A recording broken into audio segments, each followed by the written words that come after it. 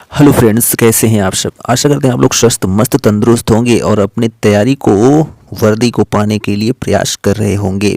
तो यहाँ पर जो है प्रतिदिन 12 बजे आपको मिल जाता है क्या, हिंदी का अपडेट, जिसमें आपको 37 प्रश्न मिलेंगे और इनका जो है विस्तार में सलूशन रहेगा। यानी कि 37 के साथ आप जो है 100 प्रश्नों को तैयार कर सकते हैं इस वीडियो के माध्यम से। यदि आप हमारे चैनल पर नए हैं तो चैनल को सब्सक्राइब भी कर लीजिए।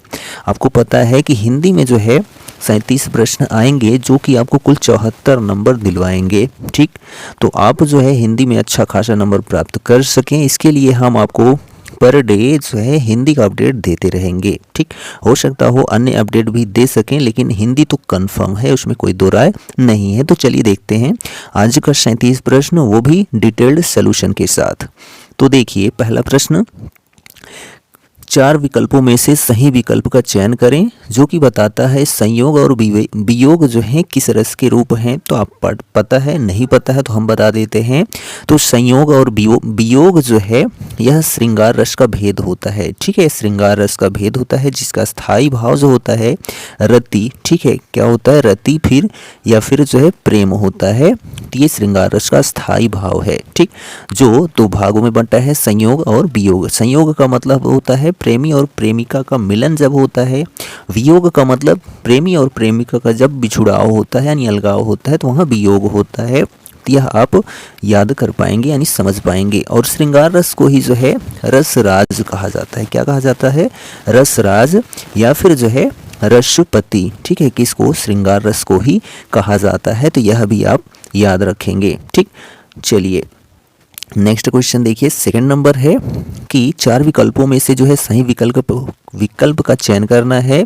जो आपको क्या करना है, पिताजी पत्र पढ़ रहे हैं। यहाँ पर आपको जो वाच्य होते हैं कितने होते हैं आप कमेंट में ज़रूर करिए। नहीं करते हैं तो हम आपको बता देते हैं। वाच्य 3 प्रकार के होते हैं, कर्तृवाच्य, कर्मवाच्य और भाववाच्य। कर्तृवाच्य में क्या होता है, जहाँ कर्ता की प्रधानता होती है। कर्मवाच्य में क्या होता है, जहाँ पर कर्म की प्रधानता होती है। ठीक है, और भाववाच्य में क्या होता है, जहाँ पर भावों की प्रधानता होती है। तो ये 3 वाच्य होते हैं, यानी इनको इंग्लिश में हम अगर बोलें तो वाइस होते हैं। ठीक है, वाइस। ठीक, तो यहाँ पर बोला है कि कर्मवाच्य इसका रूप क्या होगा, यानी पिताजी पत्र पढ़ रहे हैं तो इसको कर्मवाच्य में बदलेंगे तो क्या हो जाएगा। तो पत्र पिताजी द्वारा पढ़ा गया नहीं। ठीक है, यहाँ पर तो भाव हम प्रकट कर रहे हैं। पिताजी ने पत्र पढ़ा, ये तो डायरेक्ट बोल दिया गया। ठीक, पिताजी से पत्र पढ़ा जा रहा है, तब यहाँ पर जो है कर्मवाच्य हुआ। क्यों हुआ? क्योंकि पिताजी जो है क्या कर रहे हैं, पत्र को पढ़ रहे हैं। इसीलिए यहाँ ऑप्शन सी आपका करेक्ट हो जाता है। ठीक, तो यहाँ पर पिताजी से द्वारा पत्र पढ़ा जा रहा है, इसमें कर्मवाच्य का रूप होगा। ठीक, कर्मवाच्य क्या होता है, तो क्रिया का वह रूपांतरण जिसके वाक्य में कर्म की प्रधानता का बोध होता है कर्मवाच्य कहलाता है। ठीक, चलिए तीसरा प्रश्न है नेक्स्ट, योजक चिन्ह का सही उदाहरण कौन सा है। तो योजक चिन्ह जो होता है आपको एक ही वाक्य शब्द में बता देते हैं, विलोम शब्द। ठीक है, एक प्रकार से जान लीजिए विलोम शब्द, यानी कि विलोम शब्द जहाँ पर प्रयुक्त हो वहाँ पर योजक चिन्ह का प्रयोग होता है। तो यहाँ पर विलोम शब्द आप कहाँ पर देख पा रहे हैं, तो भाई बहन। ठीक है, भाई बहन क्या है, विलोम शब्द है। फिलहाल तो एक दूसरे के पूरक हैं लेकिन विलोम कहा जाता है। तो यहाँ पर योजक चिन्ह का प्रयोग हुआ है, तो इसलिए ऑप्शन ए आपका करेक्ट हो जाता है। ठीक, और जैसे उदाहरण में माता पिता, भाई बहन, रात दिन, पाप पुण्य, स्त्री पुरुष, ठीक है, आजकल, ये सभी क्या हैं, तो यहाँ पर योजक चिन्ह का प्रयोग हुआ है। ठीक है, चलिए नेक्स्ट क्वेश्चन है, 4 विकल्पों में से उस समास का चयन करना है। ठीक है, जो दिखाएगा क्या, सप्त सिंधु का समास विग्रह। ठीक है, तो सप्त सिंधु, तो सप्त का मतलब होता है 7। ठीक है, 7 होता है। चलिए सिंधु का मतलब क्या होता है, सिंधु ही होता है। फिलहाल हम कह दें तो सागर कह दें, ठीक है, तो वो अलग बात है। तो सप्त सिंधु यानी कि 7 सिंधुओं का समूह। तो यहाँ पर 2 ऑप्शन आपको दिख रहे होंगे, बी और सी। तो 7 सिंधुओं, ओ का मतलब ये है कि ओ रहेगा और उसके साथ बूंदी रहेगी। ठीक है, तो ये है आपका सही। तो बी में तो नहीं है, सी में है, तो इसलिए ऑप्शन सी आपका सही है, 7 सिंधुओं का समूह। ठीक है, तो यहाँ पर जो है कौन सा समास है, तो द्विगु समास है। कौन सा समास है, द्विगु समास है। यह भी आप याद रखेंगे। यह क्या होता है, संख्यावाची होता है, यानी कि जो शब्द लिखा रहेगा उसके आगे संख्या आपको संबोधित करेगी, वो आपका द्विगु समास होगा। द्वंद्व समास क्या होता है, एक दूसरे का पर्यायवाची होता है। ठीक, तो यह भी आप याद रखेंगे। चलिए नेक्स्ट क्वेश्चन देखिए, यहाँ पर है कि शब्द या सबसे अच्छा एक शब्द, यानी कि वाक्यांशों के लिए एक शब्द क्या होगा, उपकार को मानने वाला। तो उपकार को मानने वाले के लिए क्या होगा, कृतज्ञ। ठीक है, क्या होगा, कृतज्ञ। तो कृतज्ञ का मतलब होता है उपकार को मानने वाला। कृतघ्न का मतलब होता है उपकार को ना मानने वाला। धर्मज्ञ का मतलब होता है धर्म को मानने वाला या जानने वाला। ठीक है, परोपकारी का मतलब होता है दूसरों पर उपकार करने वाले को परोपकारी कहा जाता है। ठीक, चलिए नेक्स्ट क्वेश्चन देखिए कि अनिकार्थी शब्द का एक अर्थ क्या होगा, यानी कि कनक का अर्थ क्या होगा। तो यहाँ पर न तो चांदी होगा, न तो कंगन होगा, न तो चावल होगा, यहाँ पर सोना और धतूरा होता है कनक का अर्थ। ठीक है, नेक्स्ट क्वेश्चन देखिए कि उचित कारक को पहचानिए, यानी कि बोतल में दूध बचा हुआ है, तो इसका जो है कारक क्या होगा। तो उचित, बोतल में दूध बचा हुआ है, तो यहाँ पर जो है अधिकरण में जो होता है, ठीक है, अधिकरण कारक जो होता है, इसमें आपका में और पर पहचान होती है। ठीक है, में और पर। तो यहाँ पर देखिए आप में लिखा है, तो इसलिए यहाँ पर अधिकरण कारक यानी ऑप्शन बी आपका करेक्ट हो जाता है। ठीक, कारकों की संख्या कितनी होती है, तो आपको पता है कि 8 होती है। ठीक है, कितनी होती है, तो 8 होती है। कौन कौन से, तो कर्ता ने इसकी पहचान होती है, कर्म को होता है, करण से, द्वारा होता है यानी जुड़ाव के लिए। ठीक है, संप्रदान को और के लिए, अपादान से अलग के लिए, संबंध का की के रा री रे के लिए, और अधिकरण में पर, और संबोधन में हे अरे ओ। ठीक है, ऐसे शब्द होते हैं। संबोधन में आपको ये एक्सक्लेमेशन का चिन्ह मिलेगा, तब भी आप जान पाएंगे कि ये संबोधन कारक प्रयोग हुआ है। ठीक, चलिए नेक्स्ट क्वेश्चन देखिए, इसमें पूछ रहा है कि आना जो है सामान्य भविष्यत काल में प्रयोग करना है। एक वाक्य है, इसको पूर्ण करना है। तो स्कूल बस 5 मिनट, तो स्कूल बस 5 मिनट में क्या हो जाएगी, आएगी। तो यहाँ option B, school bus 5 minute में आएगी, ऑप्शन बी आपका करेक्ट है। ठीक है, तो जो आपका काल है, काल का मतलब होता है समय। ठीक है, आपको पता हो तो काल का मतलब होता है समय, और जो काल है हिंदी में, ठीक है, और अंग्रेजी में वो 3 हैं। ठीक, वो भी कौन कौन से हैं, तो भूतकाल, वर्तमान काल और भविष्य काल। और जो भूतकाल होता है यह 6 प्रकार का होता है। ठीक है, और वर्तमान काल जो होता है यह 5 प्रकार का होता है, और जो भविष्य काल होता है यह 3 प्रकार का होता है। किस में, तो हिंदी में। यह भी आप याद रखेंगे। चलिए नेक्स्ट क्वेश्चन देखिए, इसमें बोल रहा है कि वाक्य की संरचना के आधार पर भेद बताना है। ठीक है, रवि दीवार रंगने वाला है, रवि दीवार रंगने लगा है। तो रवि दीवार रंगने लगा है, तो यहाँ पर आपको बताना है कौन सी जो है संरचना के आधार पर वाक्य है, तो नाम धातु क्रिया। ठीक है, तो यहाँ ऑप्शन सी आपका करेक्ट है। तो जो क्रिया धातु को छोड़कर दूसरे शब्दों में प्रत्यय जोड़ने से जो धातु बनाई जाती है उसको नाम धातु कहते हैं।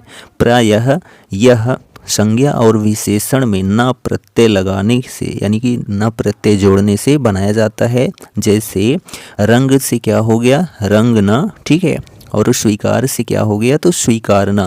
तो यहाँ पर जो है नाम धातु का प्रयोग हुआ है। नेक्स्ट क्वेश्चन है कि स्त्रीलिंग शब्द का चयन करना है। तो हंस का जो है स्त्रीलिंग क्या हो जाएगा, तो हंस का हंसिनी। ठीक है, तो ऑप्शन ए आपका करेक्ट हो जाता है। नेक्स्ट क्वेश्चन देखिए,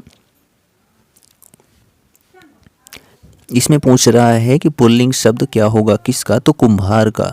तो कुम्हार का पुल्लिंग कुम्हार ही होता है। तो यहाँ पर तो ऑप्शन दिया नहीं, यहाँ पर स्त्रीलिंग होना चाहिए, तो यहाँ पर कुम्हारिन हो जाएगा। तो ऑप्शन बी आपका है। ठीक है, चलिए नेक्स्ट क्वेश्चन देखिए, क्या कहता है कि सही बहुवचन रूप वाला जो है शब्द आपको पहचानना है, यानी कि बहुवचन इनमें से किस शब्द में है वो भी सही है। तो जो यदि आपके कोई शब्द है उसमें लास्ट में या आता है, तो वहाँ पर जो है चंद्र बिंदु हम लगा देंगे, तो वह बहुवचन बन जाएगा। तो ऑप्शन ए आपका करेक्ट हो जाता है, चुटियाँ। ठीक, नेक्स्ट क्वेश्चन देखिए, इसमें बोल रहा है कि वर्ण विच्छेद करना है किसका, कृपण का। तो कृपण का वर्ण विच्छेद का मतलब यही है कि व्यंजन को अलग कर दिया जाए, स्वर को अलग कर दिया जाए, वही होता है वर्ण विच्छेद। तो कृपण लिखा है तो पहले का लिखा गया है उसमें हम हलंत लगा देंगे, प्लस जो है इसमें कौन सी मात्रा लगी है तो री की, तो यहाँ री लिख देंगे, ठीक है। प्लस जो है पा में हलंत, फिर पा में क्या छिपा है तो छोटा आ छिपा है, प्लस जो है ड़ा लिखा है तो ड़ा में हलंत लगा देंगे, फिर जो है इसमें क्या छिपा है तो आ, छोटा आ छिपा है, तो यही आपका हो गया का री पा आ ड़ा आ, ठीक है। यानी कि ऑप्शन डी आपका करेक्ट है, ठीक। नेक्स्ट क्वेश्चन देखिए क्या बोलता है, 4 विकल्पों में से शुद्ध वर्तनी वाला शब्द कौन सा है। तो यहाँ पर देखिए कृष्ण लिखा है, कृष्ण लिखा है, कृष्ण लिखा है, तो यहाँ पर आपने पढ़ा होगा शब्द कृष्ण, जो ऑप्शन ए आए वह एकदम करेक्ट है। नेक्स्ट क्वेश्चन है क्या बोल रहा है कि विशेषण शब्द की पहचान विशेषता प्रकट करता है, ऐसा कौन सा शब्द है इस वाक्य में। तो इस पर्वतमाला में जो है बहुत ऊंचे ऊंचे पहाड़ हैं, तो यहाँ पर ऊंचे ऊंचे, ठीक है, ये तो एक विशेषण है, तो लेकिन इसके पहले क्या लग गया है बहुत, तो इसलिए यहाँ पर बहुत विशेषण बन जाएगा, न कि ऊंचे ऊंचे, ठीक। तो ऑप्शन बी आपका करेक्ट है, ठीक है। विशेषण शब्दों की विशेषता बताने वाले शब्दों को जो है क्या कहा जाता है, प्रविशेषण कहा जाता है, ठीक। चलिए नेक्स्ट क्वेश्चन है कि सर्वनाम का शाब्दिक अर्थ क्या होता है। तो सर्वनाम का शाब्दिक अर्थ होता है सबका नाम, क्या होता है, सबका नाम जो होता है वही सर्वनाम होता है, तो ऑप्शन ए आपका करेक्ट हो जाता है, ठीक। और सर्वनाम कितने प्रकार के होते हैं तो आपको जानकारी के लिए बता देते हैं, हिंदी में 6 प्रकार के होते हैं, पुरुषवाचक, निजवाचक, निश्चयवाचक, अनिश्चयवाचक, संबंधवाचक और जो है प्रश्नवाचक सर्वनाम होते हैं, ठीक। चलिए नेक्स्ट क्वेश्चन देखिए, गजानन माधव मुक्तिबोध की जो रचना है इनमें से कौन सी नहीं है। तो अंधा युग, तो अंधा युग जो है धर्मवीर भारती की रचना है, किसकी है तो धर्मवीर भारती की रचना है अंधा युग, ठीक है। और चांद का मुंह टेढ़ा है, भूरी भूरी खाक धूल, नए साहित्यकार का सौंदर्य शास्त्र, यह तीनों रचनाएं जो हैं गजानन माधव मुक्तिबोध की रचनाएं हैं, तो इसलिए यहाँ ऑप्शन नंबर ए आपका करेक्ट हो जाता है। इसमें पूछा है कौन सी नहीं है, तो अंधा युग जो है धर्मवीर भारती की रचना है, ठीक। नेक्स्ट क्वेश्चन देखिए, बोल रहा है कि पृथ्वीराज रासो जो है किस लेखक की रचना है। तो पृथ्वीराज रासो जो है चंद्रबरदाई की रचना है, वो भी आदिकाल की रचना है, तो यह भी आप याद रखेंगे। कल्हड़ की जो है राजतरंगिणी है और वाल्मीकि की रामायण है, तो यह भी आप याद रखेंगे। नेक्स्ट क्वेश्चन देखिए क्या बोलता है कि सत्यार्थ प्रकाश जो है उपन्यास के लेखक का नाम क्या है। तो सत्यार्थ प्रकाश जो है स्वामी दयानंद सरस्वती की रचना है, तो ऑप्शन ए आपका करेक्ट हो जाता है, ठीक। चलिए नेक्स्ट क्वेश्चन है और इसमें बोलता है कि यह प्रश्नोत्तर शैली में जो है लिखी गई पुस्तक है, ना कि एक उपन्यास है, सत्यार्थ प्रकाश, ठीक। नेक्स्ट है कि हिंदी साहित्य अकादमी की ओर से जो है हर साल, ठीक है, हर साल यानी कि हर वर्ष श्लाका सम्मान पुरस्कार जो है किस क्षेत्र में दिया जाता है। तो हिंदी को जो है नई दिशा प्रदान कर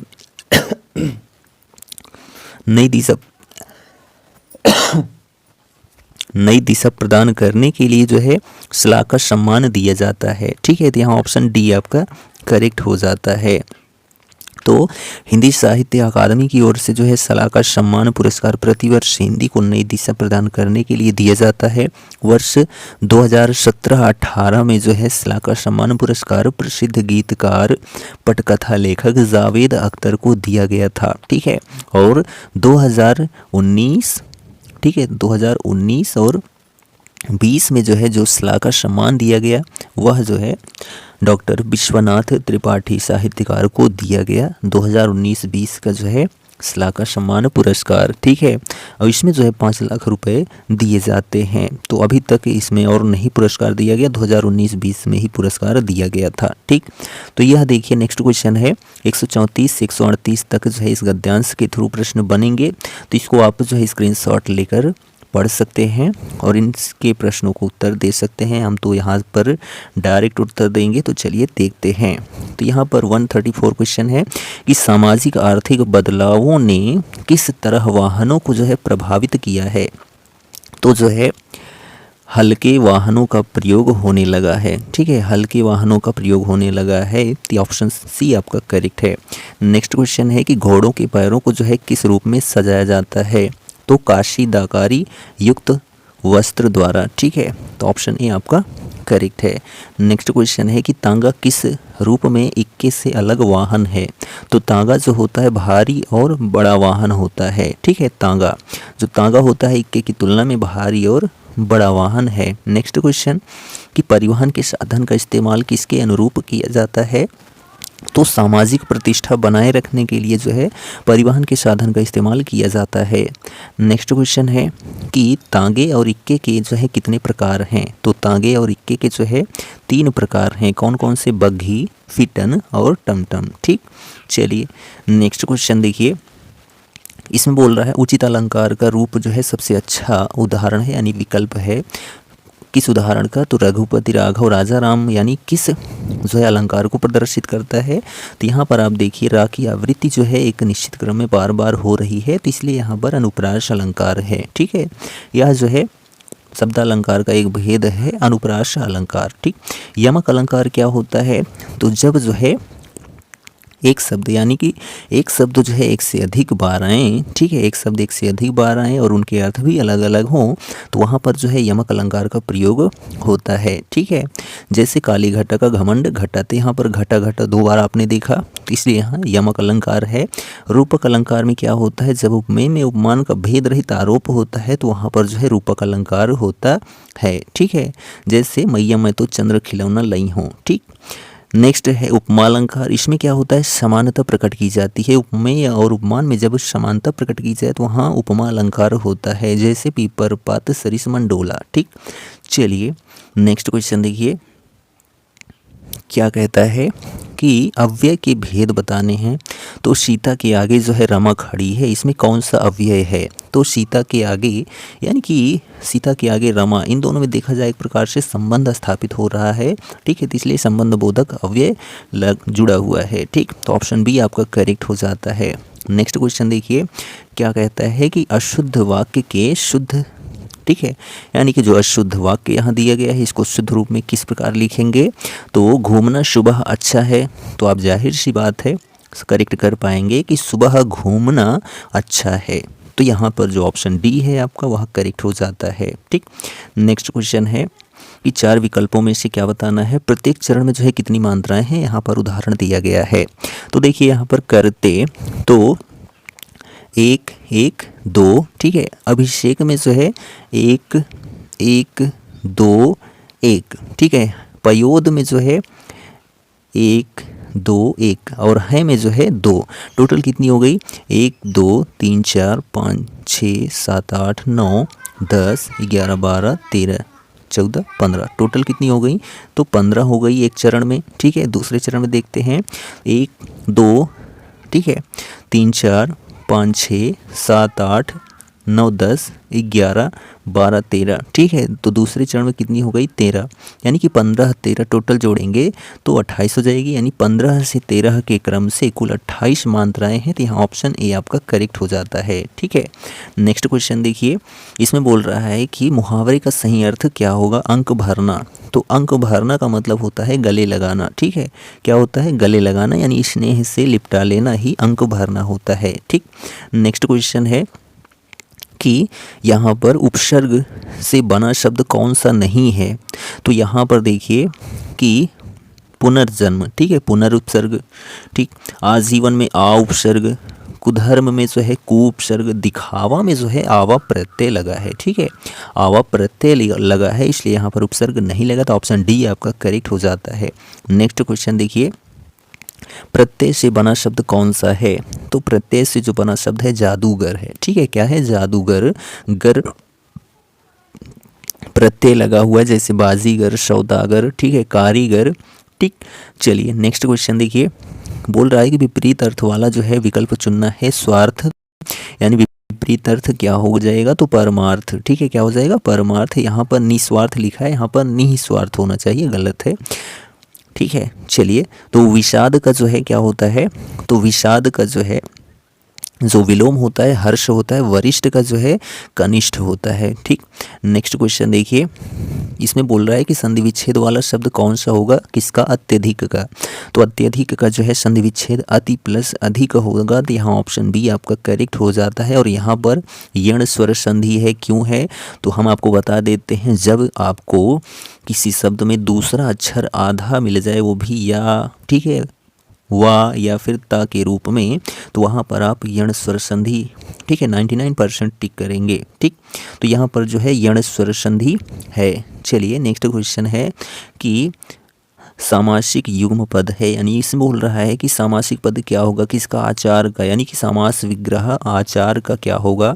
तो आचार विचार आपने सुना होगा, तो आचार का मतलब होता है चाल चलन, तो यहाँ ऑप्शन सी आपका करेक्ट हो जाता है। ठीक, तो आचार जो है क्या है, चाल चलन। तो यहाँ समास की यदि हम बात करते हैं तो अब यही भाव समास है, तो यह भी आप याद रखेंगे। नेक्स्ट क्वेश्चन देखिए, क्या बोलता है कि समान अर्थ वाला शब्द है किसका, दुविधा का। तो दुविधा का मतलब होता है धर्म संकट। ठीक है, तो ऑप्शन ए आपका करेक्ट हो जाता है। ठीक है, चलिए नेक्स्ट क्वेश्चन है और लास्ट क्वेश्चन है कि सही अर्थ समान अर्थ वाला शब्द कौन सा है, किसका, पत्थर का जो है समानार्थी क्या होगा। तो पत्थर का मतलब होता है पाषाण। ठीक है, क्या होता है, पाषाण। गिरि का मतलब होता है पर्वत। नभश्चर का मतलब होता है कि आकाश में विचरित करने वाला, यानी विचरण करने वाला। निर्भय का मतलब बिना भय के। तो यहाँ पर ऑप्शन ए आपका करेक्ट हो जाता है। ठीक है, तो यह जो है 37 प्रश्न किसके, हिंदी के, कुल कितने नंबर, 74 नंबर। इसके साथ आपको एक्स्ट्रा फैक्ट्स बताया गया, यानी 100 प्लस जो है आपका क्वेश्चन तैयार हो गया इसके माध्यम से, इस वीडियो के माध्यम से। वीडियो कैसा लगा आप कमेंट ज़रूर करिए, आपको अच्छा लगा हो तो सब्सक्राइब भी करिए और अपने दोस्तों में भी शेयर करिए। प्रतिदिन 12 बजे दोपहर में आपको यह अपडेट मिलेगी, डेली मिलेगी, वो भी एक्स्ट्रा फैक्ट्स के साथ मिलेगी। हिंदी में आपको 37 में से 37 करना है, आपको 74 नंबर लाना ही लाना है। ठीक, चलिए मिलते हैं नेक्स्ट वीडियो में, तब तक लिए जय हिंद।